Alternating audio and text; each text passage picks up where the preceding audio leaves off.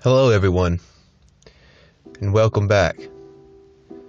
Today I just thought I'd tell you a little story about what started my downward spiral into what made me into the person I am today, or more or less the person I used to be.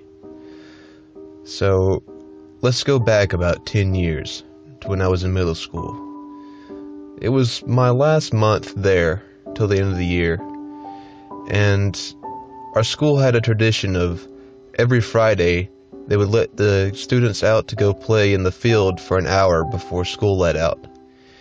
And I was a peculiar little lad that I always sat alone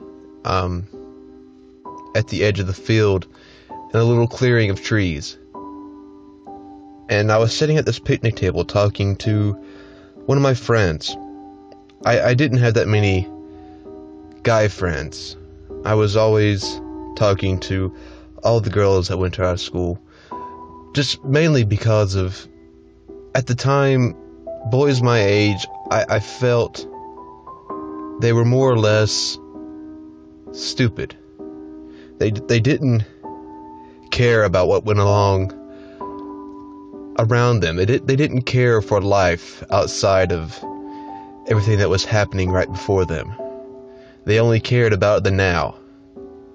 And I didn't. I was talking to my friend, and she was telling me about how her parents were going through a divorce, how she was feeling suicidal and didn't really want to go on. And then, before I could even get a reply to her, the school bell rang and she was called away to her bus, and I was left alone there to sit and think. And it wasn't 5 minutes later and I heard the crunching of leaves behind me, someone walking up to me, and that's when I felt it. A sharp, distinctful sting in my hand. I could no longer move it, and that's when I looked. It was a butterfly knife that this guy had stuck into my thumb, and through my thumb had immobilized me into the picnic table. And that's when I looked up and realized who it was. It was her boyfriend, and the look on his face was nothing but pure hatred for me, because I was talking to his girlfriend. And that's when something in me snapped.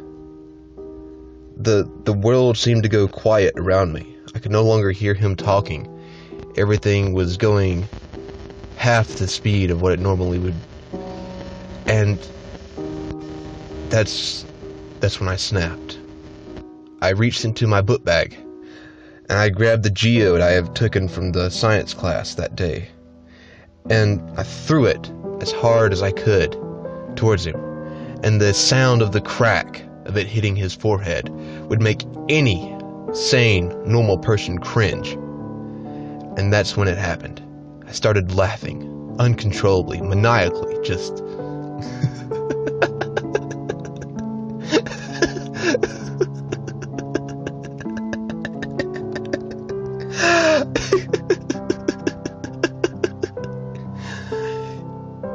Well, why did you hurt me? Well, I've done nothing to you. I don't even know your name. But now, look what you did to my hand. Now I'm gonna have to do something to you.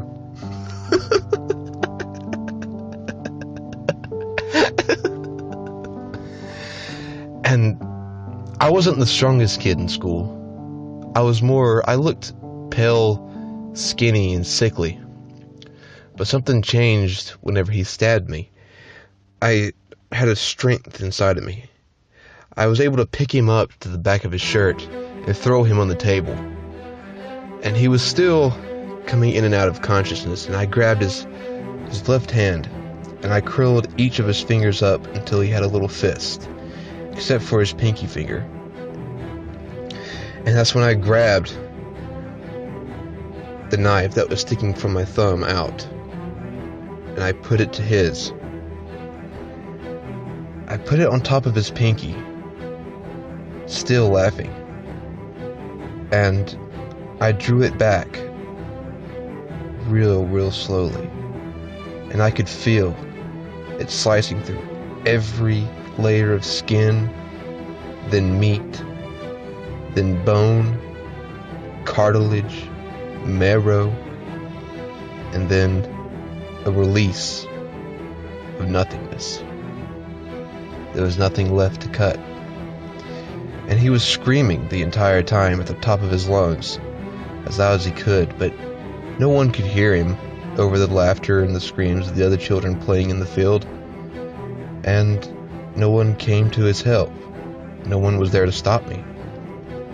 And I picked up the finger that was sitting there alone on the table, and I put it in my pocket and continued to walk off the field down to the gas station below the school where my mother was waiting. And as I was walking, I could still hear him distinctly from the other children, screaming as loud as he could. And little did I know that day that what I just did to him would come back to haunt me years down the road, and would set me on a path that no one should ever go on.